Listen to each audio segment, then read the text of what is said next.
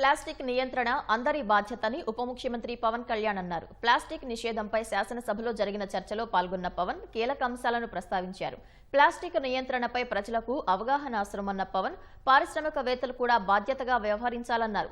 పర్యావరణ పరిరక్షణకు నిధులు కూడా అవసరమన్న ఉప ముఖ్యమంత్రి ప్రజల్లో అవగాహన రావాలంటే ఏం చేయాలనే అంశంపై కసరత్తు చేస్తున్నట్లు వివరించారు. మాత్రం వినియోగించే ప్లాస్టిక్ వస్తువుల విక్రయాలను అరికట్టేందుకు తనిఖీలు నిర్వహించడానికి జిల్లా స్థాయి టాస్క్ ఫోర్స్ కమిటీలను ఏర్పాటు చేయాలని కలెక్టర్స్కి డైరెక్షన్స్ ఇవ్వడం జరిగింది. ప్రభుత్వ నిబద్ధతను ప్రదర్శించే ఉద్దేశంతో రాష్ట్ర ప్రభుత్వం సచివాలయం మొత్తం ప్లాస్టిక్ రహిత జోన్గా ప్రకటించింది. ఈ ప్లాస్టిక్ సీసాలకు బదులుగా గాజు సీసాల్లో తాగునీటిని సరఫరా చేయడానికి ప్రత్యామ్నాయ ఏర్పాట్లు చేయడం. ఇప్పుడు ఫ్లెక్సీస్ వల్ల ఏం జరుగుతుందంటే అధ్యక్ష, ఇది ఒక ప్లాస్టిక్ మన అందరి దైనందిన అంటే డే టు డే జీవితంలో చాలా అంతర్భాగం అయిపోయింది.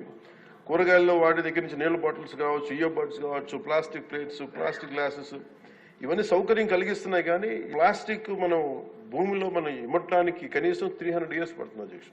ఆంధ్రప్రదేశ్లోనే చాలా సందర్భాలు ఆవుల కడుపులో సుమారు 60 నుంచి 70 కిలోల ప్లాస్టిక్ తొలగించిన సంఘటనలు నమోదయ్యాయి. మోస్ట్ డేంజరస్ ఏంటంటే చిన్న చిన్న ముక్కలుగా విడిపోయి మైక్రో ప్లాస్టిక్, నానో ప్లాస్టిక్స్ రూపంలో నేల, నీరు, గాల్లో ఇప్పటికీ ఉండిపోతున్నాయి. ఇటీవల అధ్యయనాల్లో కూడా తల్లిపాలలో కూడా మైక్రో ప్లాస్టిక్ ఉన్నాయని తెలియజేస్తా ఉన్నది.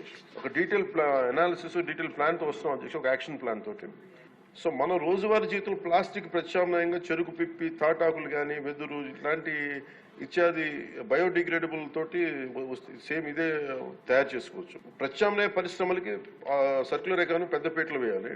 సో ఆ దిశగా గౌరవ ముఖ్యమంత్రి గారు కూడా వాటిని ముందుకు తీసుకెళ్తారు ఈ పథకాల ద్వారా. పర్యావరణ పరిరక్షణ మా సహకారాన్ని అందిస్తా ఉన్నాం. దీన్ని అందరూ సద్వినియోగం చేసుకోవాలి. కాదు దీన్ని ప్రజలు కీలకమైన భాగస్వామ్యం ప్రజల్లోనే ఉంది. అలాగే ప్రత్యేక ప్రోత్సాహాలు విస్తృతంగా అమలు చేయడం ద్వారా పారిశ్రామిక వర్గాలను ఆకర్షించాలి. అప్పుడు ప్రజల ఆలోచన విధానంలో కూడా మార్పు అవసరం.